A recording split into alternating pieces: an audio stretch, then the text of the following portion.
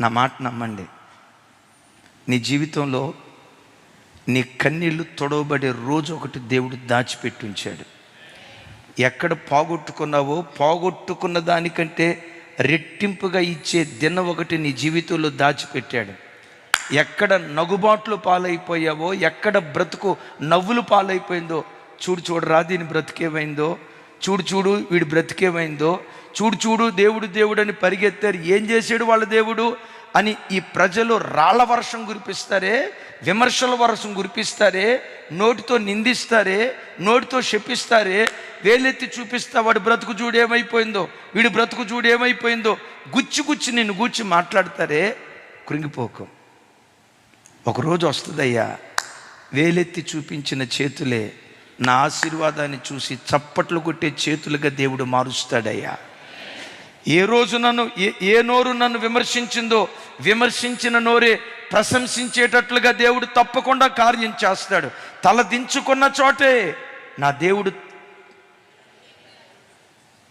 జకర్యా గ్రంథం గురించి చెప్పేటప్పుడు ఒకరోజు ఒక వాక్యం చెప్పాను. ప్రతి కుక్కకి ఒకరోజు వస్తుంది. ఆ కుక్కకి కళ్ళజోడు పెట్టి, మరి ఎంతమంది గుర్తుందో లేదో నాకు తెలియదు, ప్రతి కుక్కకి ఒకరోజు వస్తుంది అనండి. వినపడలేదమ్మా, వినపడలా?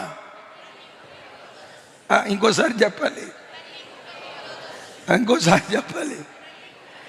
అసలు ఇది ఎట్లా వచ్చిందో చెప్పంటారా? అక్కడ ఒక మటన్ షాప్ ఆయన ఉన్నాడు, మన సాయిబు గారు పెద్ద ఆయన, మటన్ దుకాణం ఆయన ఉన్నాడు. ఆ మటన్ దుకాణం ఎదురుగా కుక్క ఉండేది. కుక్కను చూస్తే చాలు రాయి తీసుకునేవాడు, పెట్ట కొట్టేవాడు. ఆ కుక్క దీనంగా, సార్ ఆ జంతువు బొజుగురన్నా ఉంటే కొంచెం వేసేయండి సార్, అదే నువ్వు వేస్తే వేసే కొవ్వు ఉంటుంది కదా, వచ్చే నమ్మక కొవ్వు మొక్కేయండి సార్ అన్నట్లుగా పాపం ఆ పిచ్చి సొనక మహారాజు మన సాయిబు గారి వైపు దీనంగా చూసేది, చిన్న కొవ్వు మొక్కన్నయ్యి అని. ఈయనేంటో తెలుసా, ఆ కుక్క అంటే చాలు కయ్యమని లేసేవాడు, కర్ర తీసుకొని కొడతా ఉండేవాడు. ఆ కుక్క అనుకునేది, ఈ కుక్క కూడా ఒకరోజు రాకుండా పోతుందా, నా తలరాత మారకుండా పోతుందా, ఎదురు చూస్తూ వచ్చింది. ఈ కుక్క ఒంటి మీద సారలు ఏమండి మంచి బొచ్చు కుక్కలాగా అందంగా ఉండేసరికి ఒక పోలీస్ ఆయన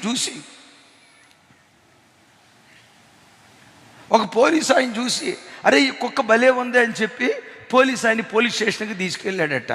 మొత్తానికి ఈ వీధి కుక్క పోలీసు డాగ్ అయిపోయింది. ట్రైనింగ్ ఇచ్చారు.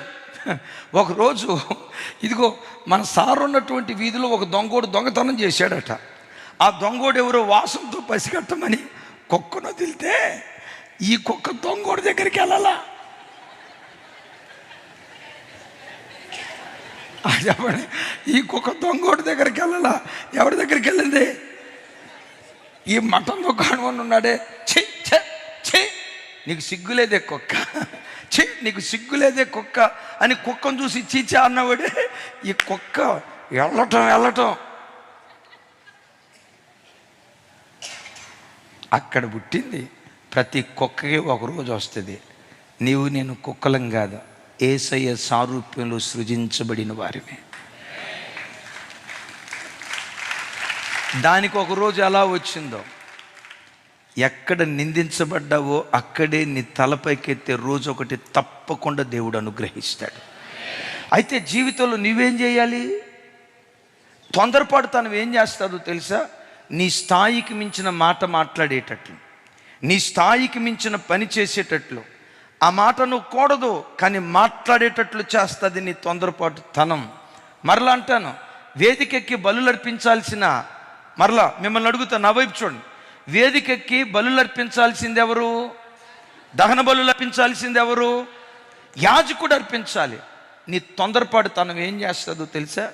వాళ్ళు పెద్ద చిన్న ఆలోచించనివ్వదు.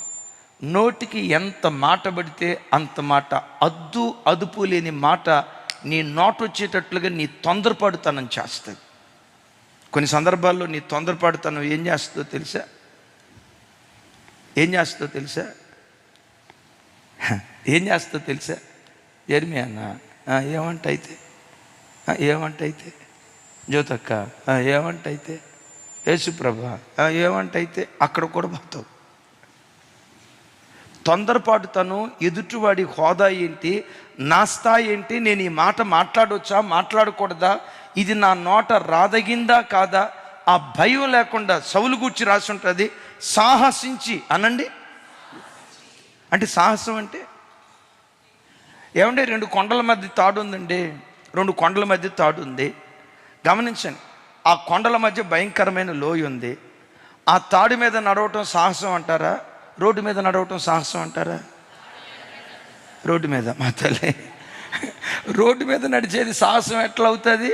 సాహసం ప్రమాదం అయినా చేస్తారే, అక్కడ ఏదో ప్రమాదం పొంచి ఉంది అయినా ధైర్యంతో చేస్తారే, దాన్ని సాహసం అంటారు. సౌలట సాహసించి సాహసించి సాహసించి సాహసించి అంటే మనస్సాక్షి చెప్తుంది, సౌలా నువ్వు చేసేది తప్పు, సౌలా నువ్వు వేస్తున్న అడుగు తప్పు, సౌలా నువ్వు ఇలా వేయకూడదు, సౌలా ఇది నీ పని కాదు. మనస్సాక్షి తనతో మాట్లాడుతున్నా ఆ మనస్సాక్షిని ప్రక్కన పెట్టి ఓ తొందరపాటు తనం చేశాడు. ఏం జరిగిందో తెలుసా? రాజ్యాన్ని కోల్పోయాడు. అదే రోజు దేవుడు అన్నాడు, నా చిత్తానుసారమైన ఒక మనుషుని నేను కనుగొన్నా, అతడు నా చిత్తమంతటిని నెరవేర్చువాడు. అప్పటికి దావీదు పుట్టారో లేదో నేను స్పష్టంగా చెప్పలేను. దావీదు పుట్టకమునిపే దేవుడు అంటాడు. ఒకవేళ పుట్టాడు అనుకో, ఏదో 2-3 సంవత్సరాలు 4-5 సంవత్సరాల చిన్నపిల్లోడు, ఆ చిన్నపిల్లోడు లేకపోతే పుట్టని దావీదు గురించి ఏమంటాడు తెలుసా? నా చిత్తానుసారమైన ఒక మనుషుని నేను కనుగొన్నా, అతడు నా ఆలోచనలన్నీ నెరవేరుస్తాడు అని చెప్పి సమూయేలు మొదటి గ్రంథం 16వ అధ్యాయంలో సమూయేలు ప్రవక్తను పంపి అభిషేక తైలంతో దావీదును అభిషేకించాడు. ఒకసారి నాకు సమాధానం చెప్పండి, ఏ అధ్యాయంలో అభిషేకించాడు? కొంచెం గట్టిగా. ఏ అధ్యాయంలో? సమూయేలు మొదటి గ్రంథం 16వ అధ్యాయంలో అభిషేకించాడు. అభిషేకించబడిన నాట నుండి మొదటి సమూయేలు గ్రంథం 31 అధ్యాయాలు ఉంటాయి. అంటే ఆల్మోస్ట్ తతిమ 16 అధ్యాయాలు దావీదుకు శ్రమలే. సౌలు తరుముతుండేటప్పుడు దావీదు ఎక్కడ కూడా ఇదిగో తరు, రేపు నేను రాజునవుతా కదా అప్పుడు చూసుకుందాం అని అల్లా. ఏమనేవాడు తెలుసా? చచ్చిన కుక్క వంటి వాడనయ్యా, మిల్లి వంటి వాడనయ్యా, రాజు ఎవరిని వెతుకుతున్నాడు, నన్ను ఎందుకయ్యా తరుంతో, ఎంత దీనంగా మాట్లాడాడు. రైట్, దావీదు ఎంత ఓపికతో ఎదురు చూశాడో నోటి మాటలతో చెప్పలేం. వాగ్దానం చేశాడు, అభిషేకం ఉంది, అయినా తొందరపడలా. అగైన్ వాగ్దానం చేశాడు, అభిషేకం ఉంది, అయినా తొందరపడలా. మూడవది, దావీదును శిఖరం మీద చూపించే ఓ దివ్యమైన విషయం ఏంటో తెలుసా? 31వ అధ్యాయంలో సౌలు చనిపోయాడు. నాకు సమాధానం చెప్పండి. సౌలు చనిపోయిన తర్వాత వెరీ నెక్స్ట్ రాజు ఎవరు? 2వ సమూయేలు గ్రంథం 1వ అధ్యాయం అంతా ఏడ్చాడు. 2వ అధ్యాయానికి వచ్చేసరికి అంటాడు, అయ్యా యోధా పట్టణానికి వెళ్ళాలనుకుంటున్నా, వెళ్ళమంటావా? నా సొంత నివాస స్థలం బెత్లెహేం ఉందే, అదే హెబ్రోన్ ఉందే, హెబ్రోన్కి వెళ్ళాలనుకుంటున్నా, వెళ్ళమంటావా? తన సొంతూరు వెళ్ళటానికి దేవుని పర్మిషన్ అడిగి దేవుడు వెళ్ళమన్న యోధా ప్రాంతానికి వచ్చాడు. ఎవరితో? నేను రాజుని, నన్ను అభిషేకించాడు, రండి నన్ను రాజుగా చేయండి, ఎవరిని పిలవలేదు. బైబిల్లో రాయబడిన మాట ఏంటో తెలుసా? అంతటా యోధా వారందరూ వచ్చి దావీదును రాజుగా పట్టాభిషేకం చేశారు. ఒకసారి నాతో కలిసి చెప్పండి, అంతటా యోధా వారందరూ వచ్చి, అంతటా యోధా వారు అక్కడికి వచ్చి యోధా వారి మీద రాజుగా దావీదునకు పట్టాభిషేకము చేసిరి. నా వైపు చూడండి, దేవుని సమయం కొరకు కనిపెట్టాడు, సింహాసనమే వెతుక్కుంటూ దావీదు దగ్గరికి వచ్చింది. దేవుని సమయం కొరకు కనిపెట్టు, ఎక్కడ తొందరపాటు నిర్ణయం తీసుకోకు, ఎక్కడ దుడుకుతనంగా ప్రవర్తించుకో. దావీదు దేవుని సమయం కొరకు ఎదురు చూస్తే సింహాసనం కొరకు దావీదు పరిగెత్తకుండా, అయ్యా నన్ను రాజుగా చేయండి, అయ్యా నన్ను మీ మీద పెద్దగా చేయండి, నన్ను అధిపతిగా చేయండి అని ఎవరి దగ్గరికి తాను పరిగెత్తకుండానే సింహాసనం వెతుక్కుంటా దావీదును ఆవరించడానికి దేవుడు కృప చూపించాడు. అగైన్ ఇప్పుడు యోధావారందరూ దావీదును రాజుగా పట్టాభిషేకం చేశారు. ఇశ్రాయేలీయులు మొత్తం ఎన్ని గోత్రాలు? నోరు తెరవాలి. 12 గోత్రాలు. ఇప్పుడు దావీదు దగ్గరికి వచ్చింది ఎన్ని గోత్రాలు? ఒకే ఒక గోత్రం. అంటే ఎన్ని గోత్రాలు రాలేదు? ఇప్పుడు 11 గోత్రాలు రాకపోయేసరికి ఆ బెన్యామీన్ గోత్రం వాళ్ళని పిలు, ఆ రూబేను గోత్రం వాళ్ళని పిలు, ఆ షిమియోను గోత్రం వాళ్ళని పిలు. నేను రాజుగా అభిషేకించబడ్డ సంగతి వాళ్ళకి తెలీదా? వాళ్ళ కన్ను మీను కనపట్లేదా? హూ అయాం అనండి ఒకసారి. హూ అయాం ఎవరు? నేను రాజుని.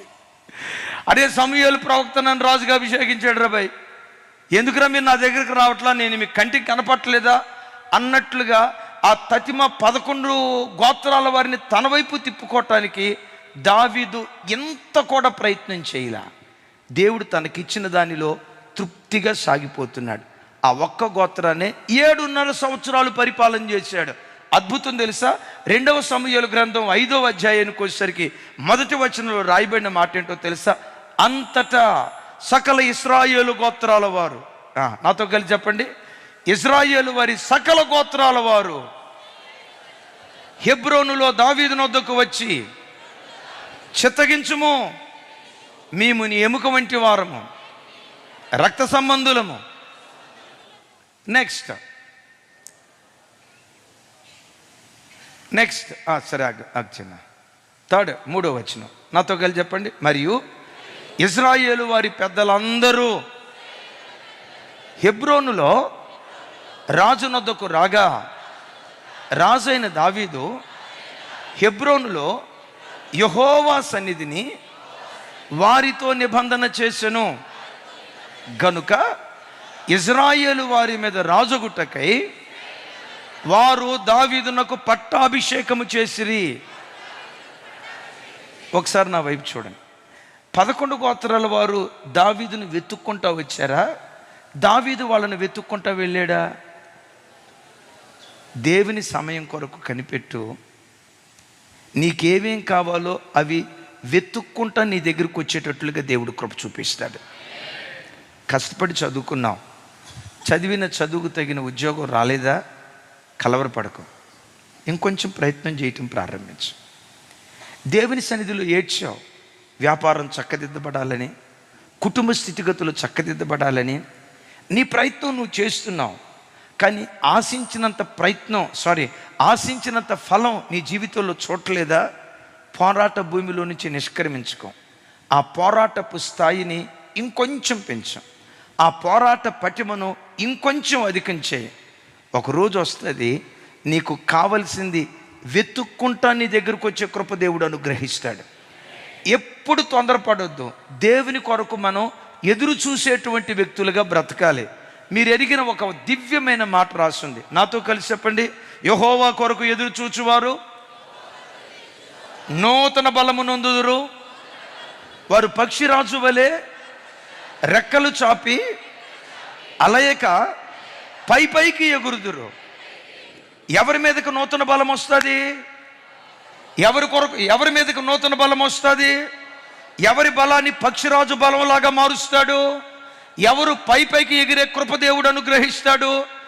ఎవరైతే ప్రతి సమయంలో దేవుని కొరకు ఎదురు చూస్తూ, దేవుని కొరకు కనిపెడుతూ, సైతాన్ గారు తొందర పెడతాడు, ఒక రోజులోనే ముగిస్తారా, ఇంకెప్పుడు ముగిస్తారు, ఇన్ని రోజులు అయిపోయింది, ఇంకెప్పుడు ముగిస్తారని వాడు తొందరపడకుండా దేవుని కొరకు ఎవరెవరైతే కనిపెడతారో, నా దేవుని వాక్యం అంటుంది, దేవుని సమయం కొరకు కనిపెట్టే ఆ దివ్యమైన నిరీక్షణతో కూడుకున్న ఎదురుచూపు నీలో ఉంటే యేసు నామం పేరిట నూతన బలాన్ని దేవుడు కుమ్మరించడం ప్రారంభిస్తాడు.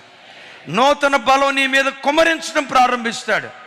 ఎప్పుడైతే నూతన బలం నీ మీదకి వచ్చిందో, ఏ పక్షి ఎగరలేనంత ఎత్తుకు పక్షిరాజు ఎగిరినట్లుగా ఎవ్వరూ బ్రతకలేనంత ఉన్నతమైన భక్తి జీవితం నీకు దేవుడు వరంగా ఇవ్వటం ప్రారంభిస్తాడు. కొంచెం పెద్దగా చెప్దాం. ఎప్పుడు తొందరపడద్దు. ఎవరిని చూసో వాళ్ళు అది కొన్నారు, వీళ్ళు ఇది కొన్నారు, నువ్వేం కొనలా. వాళ్ళ ఇంట్లో ఫ్రిడ్జ్ ఉంది, మన ఇంట్లో మట్టి కొండకు కూడా దిక్కు లేదు. ఎవరితో పోల్చుకోవద్దు. ప్రభా, నన్ను ఆశీర్వదించే ఒక సమయం వస్తుంది, ఆ సమయం కొరకు ఓపికగా నేను కనిపెడతా. అయినా భూమి మీద నేను ఎంతకాలం బ్రతుకుతాను? దీనికి మించిన ఆశీర్వాదం పరలోకంలో నా కొరకు నువ్వు దాచిపెట్టావు కదా. ఈ మట్టి దేహాన్ని మహిమా దేహంగా మారుస్తావు కదా. పరలోక నిరీక్షణతో నేను బ్రతుకుతున్నాను కదా అని ఎప్పుడు దేవుని కొరకు కనిపెట్టే వ్యక్తిత్వం నీలో నాలో ఉంటే, మరలా చెప్తున్నాను, నూతన బలం వారి మీద దేవుడు కుమ్మరించడం ప్రారంభిస్తాడు. దేవుని సమయం కొరకు కనిపెట్టిన ఒక ఆయన ఉన్నాడు. క్రొత్త నిబంధనలో ఓ రకంగా అపోస్తులందరిలో, సేవకులందరిలో అపోస్తుడైన పౌలు వారు ఒక ప్రత్యేకమైన ఆయన. ఈ 12 మంది అపోస్తులు ఒక ఎత్తు, పౌలు వారు ఒక ఎత్తు. ఓ రకంగా క్రొత్త నిబంధనలో 27 పుస్తకాలు ఉంటే ఆల్మోస్ట్ 14 పుస్తకాలు రచించిన రచయిత ఎవరు? అలాగని 14 పుస్తకాలు రాశాడని సేవకొచ్చిన మొట్టమొదటి దినమే రాయలా. విన్నారా? సేవకొచ్చిన మొట్టమొదటి దినమే రాయలా. సేవకులందరిలో మంచి చదవరి, గొప్ప విద్యావేత్త. నా వైపు చూడాలి. గొప్ప విద్యావేత్త, ధర్మశాస్త్రాన్ని పారాయణం చేసినవాడు, గమాలియేలు పాదాల దగ్గర ధర్మశాస్త్రాన్ని అభ్యసించినవాడు, పరిసయ్య గోత్రం, నిష్ఠ, అబ్బో వాట్ నాట్, మేలైన ప్రతిదీ పుణికి పుచ్చుకున్నవాడు పౌలు. అగైన్ సేవకు వచ్చాడు. దరిదాపుగా క్రీస్తు శకం 33వ సంవత్సరంలో దమస్కు గుమ్మం దగ్గర దేవుడు దర్శనం అయ్యాడు. దర్శనమైన వెనువెంటనే 2 సంవత్సరాలు అరేబియా ఎడారికి వెళ్ళాడు. అరేబియా ఎడారిలో ఆల్మోస్ట్ 3 సంవత్సరాల పాటు అరేబియా ఎడారిలో ఉన్నాడు. ఎంతకాలం? మరోసారి చెప్పాలి. అరే, నాకు ఎంత తెలుసు కదా, నేను వాక్యం చక్కగా బోధించగలుగుతా కదా, ధర్మశాస్త్రంలో నిక్షిప్తమైన మెస్సయ్యను నేను వెలికి తీసుకురాగలుగుతా కదా, నన్ను మించిన టాలెంట్ కలిగిన వాళ్ళు ఎవరున్నారు అని వెంటనే బహిరంగ స్థలానికి వెళ్ళలేదు. అరేబియా ఎడారికి వెళ్ళాడు. 3 సంవత్సరాలు ఉన్నాడు. ఓ దివ్యమైన మాట చెప్తాను. బహిరంగ వేదికల మీద ఒక సేవకుడిని వాడుకునే ముందు రహస్య స్థలాల్లో దేవుడు సిద్ధపరుస్తాడు. నా మాట అర్థమైందా? రహస్య స్థలాల్లో దేవుడు సిద్ధపరుస్తాడు. ఒక సేవకుడిని మరుగు చేసి ఆ మరుగైన స్థలాలలో మెరుగు పెట్టిన అంబుగా మార్చి ఓ బలమైన పాత్రగా చెక్కి రహస్య స్థలాల్లో సిద్ధపరిచిన తర్వాత ఆ తర్వాత బహిరంగ స్థలాలలో దేవుడు వాడుకోవటం ప్రారంభిస్తాడు. అట్లాగని 3 సంవత్సరాలు అరేబియాలో ఉన్న వెంటనే దేవుడు వాడుకోలేదు. ఆల్మోస్ట్ 36 సంవత్సరాలు. 1 సంవత్సరం యెరూషలేములో దేవుని పని చేశాడు. శ్రమలు ప్రారంభమయ్యాయి. అయ్యా, నీవు ఇక్కడుంటే కష్టం అని చెప్పి తన సొంత పట్టణం తార్సు పట్టణానికి పంపించారు.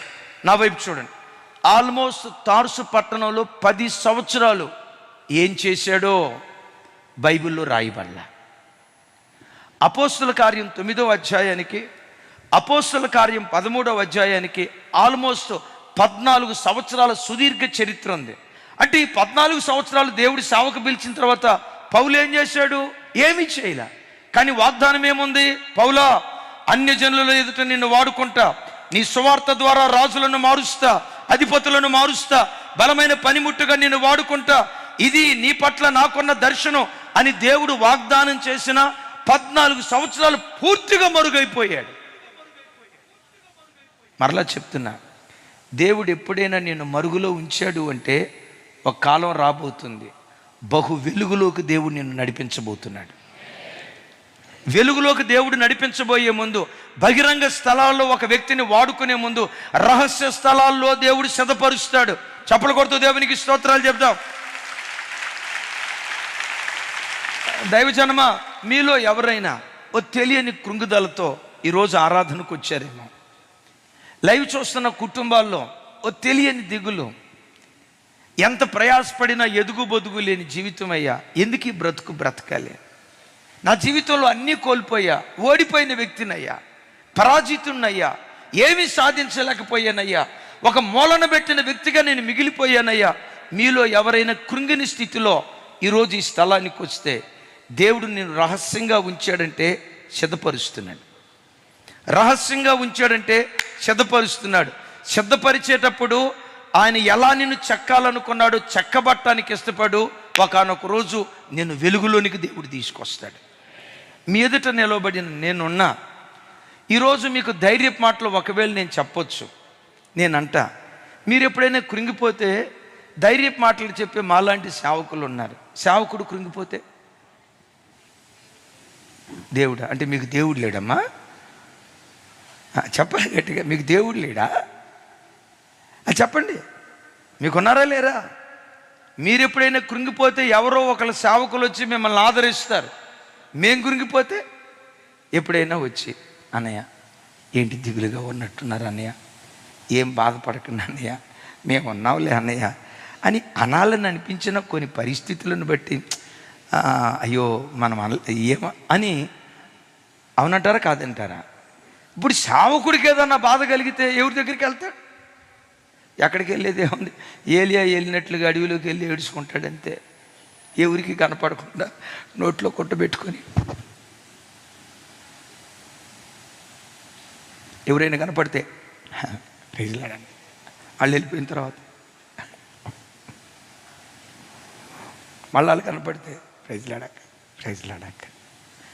గుండెల్లో ఎన్ని గాయాలున్న నాయకుడు ఎప్పుడు ప్రజల మధ్యలో నవ్వుతో కనపడతాడు, సంతోషంగా కనపడతాడు. ఆమెన్. సేవ ప్రారంభ దినాల్లో సాతాను నా మీద వేసిన బాణం నన్ను కృంగదీయటానికి, మన పట్ల దేవునికి ఎంత గొప్ప ప్రణాళిక ఉంటే ఈ ప్రణాళిక నెరవేర్చబడకుండా సాతాను నన్ను కృంగదీసిన విధానం ఒకవేళ మీలో ఎవరైనా అనుభవించారేమో నాకు తెలీదు. నన్ను కృంగదీసిన విధానం ఎంత అంతగా. ఓ సంవత్సరం అయిపోయిన తర్వాత ఏ సంకల్పంతో ఏ ఆశతో సేవకు వచ్చామో అది జరగకపోవటాన్ని బట్టి, లోకంలో సేవకులు ఎలా ఉంటారో నాకు తెలీదు, మీ ఎదుట నిలబడిన సేవకులైన మేము, మా ఆశ కారు కొంటే మేము సంతోషించిన అంత ఆనందం అనుభవించిన జ్ఞాపకాలు నాకు లేవు. ఇక వస్తువులు అంటారా, మేము వస్తువులు కొనుక్కునే సరదా మాకు లేదు. మా జీవితంలో సంతోషం ఏదైనా ఉన్నదంటే ఆదివారం మందిరం కిటకిటలాడుతూ ఉందనుకోండి.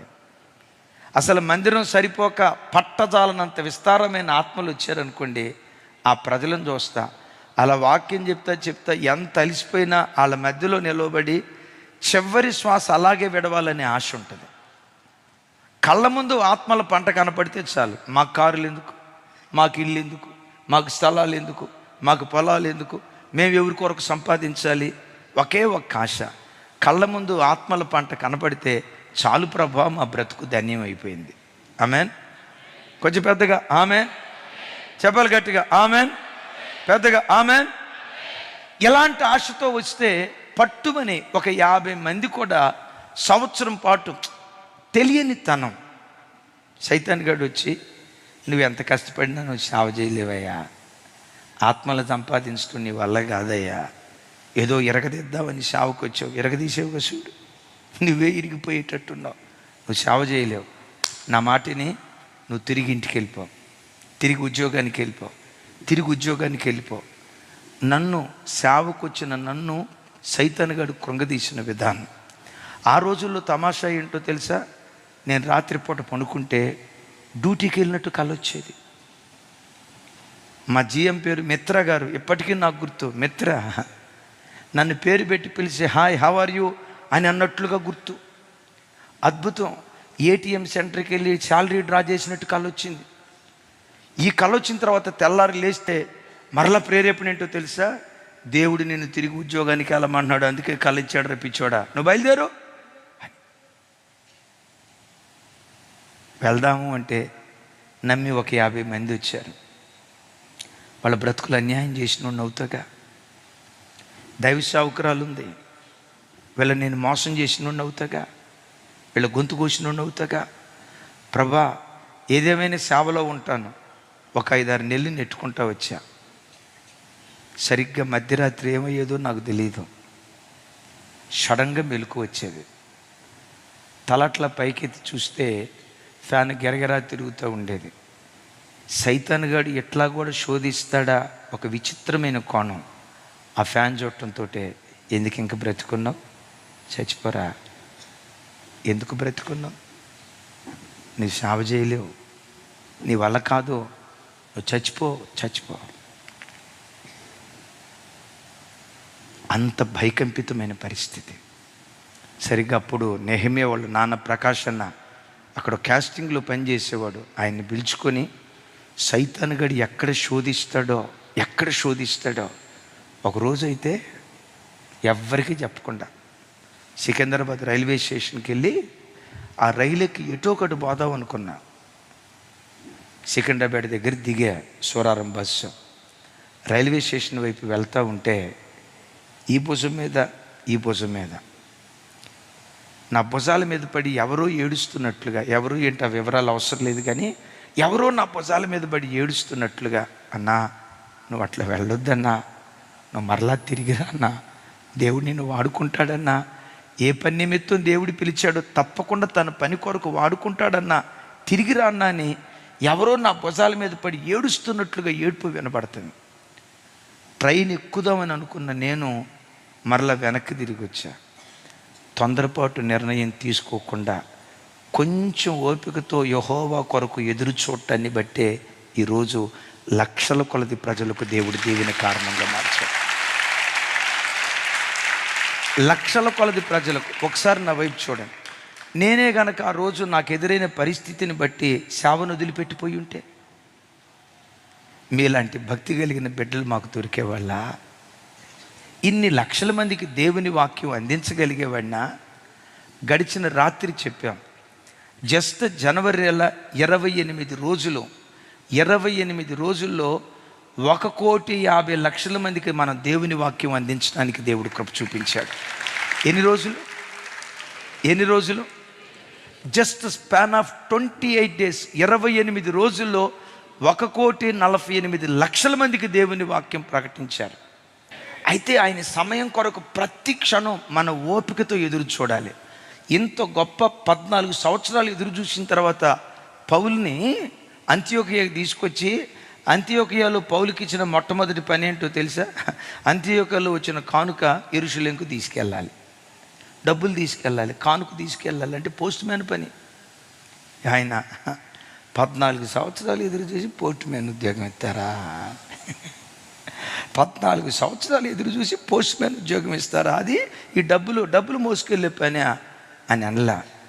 ఇచ్చిన చిన్న పనిలో నమ్మకంగా ఉన్నాడు. ఆ తర్వాత పౌలే ప్రపంచాన్ని తలకిందులు చేసి అపోస్తలుడిగా మారిపోయాడు.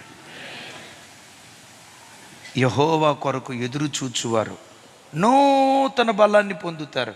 పక్షిరాజులాగా రెక్కలు చాపి వారు పైకి ఎగిరే కృప దేవుడు అనుగ్రహిస్తాడు. యేసయ్యకి మహిమ కలుగునుగాక. ఒక రోజులో ముగిస్తారా? అయ్యో ఒక రోజు అయిపోయింది, ఇంకెప్పుడు ముగిస్తారు అని వాళ్ళు తొందర పెడుతూ ఉంటే దేవుని కృప 52 రోజుల్లో ఆ మందిరపు పనిని దేవుడు పరిపూర్ణంగా నెరవేర్చాడు. ఎందుకో తెలుసా? ఓపికతో వాళ్ళ పని చేసుకుంటూ వెళ్ళిపోయారు. తన సమయంలో దేవుడు ఆ పని ముగించాడు. అందుకని హబక్కూకు గ్రంథంలో చక్కటి మాట రాసి ఉంటుంది. 2వ అధ్యాయం 3వ వచనం. 2వ అధ్యాయం 3వ వచనం చూడండి ఒకసారి. హబక్కూకు నాతో కలిసి, ఆ దర్శన విషయము నిర్ణయ కాలమున జరుగును, సమాప్తమగుటకై ఆతురత పడుచున్నది, అది తప్పక నెరవేరును, అది ఆలస్యముగా వచ్చినను దాని కొరకు కనిపెట్టుము, అది తప్పక జరుగును, జాగు చేయకవచ్చును. చప్పలు కొడుతూ దేవునికి స్తోత్రాలు చెప్దాం. ఒకసారి చూడండి. అగైన్ అండ్ అగైన్ రిపీటెడ్గా దేవుడి మాట అంటున్నాడు. ఆ దర్శన విషయము నిర్ణయ కాలమున జరుగును. ఒకసారి నా వైపు చూడండి. నీ జీవితంలో ఏ కార్యమైనా ఎప్పుడు జరిగిద్ది? నువ్వు అనుకున్నప్పుడు జరగదు, నువ్వు తొందరపడినప్పుడు జరగదు. ప్రతి దానికి ఒక కాలాన్ని దేవుడు నిర్ణయించాడు. నిర్ణయ కాలాన్ని దేవుడు ఆ కార్యం చేస్తాడు. అయితే ఆ నిర్ణయ కాలం వచ్చినప్పుడు సమాప్తం గుట్టకై అది ఆతురత పడుతుంది అంటాడు. అది తప్పక నెరవేరు, అది ఆలస్యముగా వచ్చినను దాని కొరకు కనిపెట్టుము, అది తప్పక జరుగును, జాగు చేయకవచ్చును. నువ్వు కనిపెడుతూ ఉండు, దేవుని సన్నిధిలో ఎదురు చూస్తూ ఉండు. దేని కొరకు ఎదురు చూస్తున్నావో, ఏ పని కొరకు నువ్వు పని ప్రారంభించావో ఆయన సంకల్పాన్ని తప్పకుండా నీ పట్ల దేవుడు నెరవేరుస్తాడు.